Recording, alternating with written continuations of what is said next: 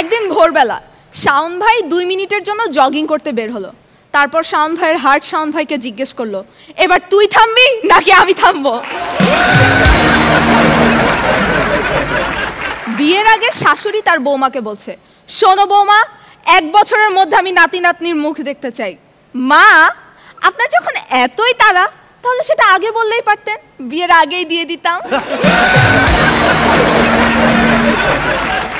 আমার চাইনিজ বন্ধু চ্যাংকে জিজ্ঞেস করলাম, হ্যাঁ রে, সবাই যে বলে তোদের চেহারা একই রকম দেখতে, শুনতে খারাপ লাগে না? উত্তর এলো, আমি চ্যাংয়ের বউ বলছি, ও ওয়াশরুমে।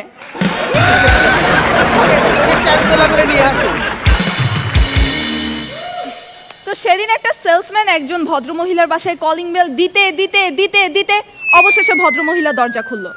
দরজা খোলার পর সেলসম্যান কোনো কথা বলা ছাড়াই দৌড়ে ঘরে ঢুকে গিয়ে 1 থলি গোবর জল ফেলে দিল। ম্যাডাম, চ্যালেঞ্জ করে বলতে পারি, 3 মিনিটের মধ্যে ভ্যাকিউম ক্লিনার দিয়ে যদি গোবর পরিষ্কার না হয়, আমি নিজে এটা চেটে খেয়ে ফেলবো। আচ্ছা তাই? তা হট চিলি সস দিয়ে খাবেন নাকি টমেটো সস? মানে আমার বাসায় কোনো কারেন্টই নাই।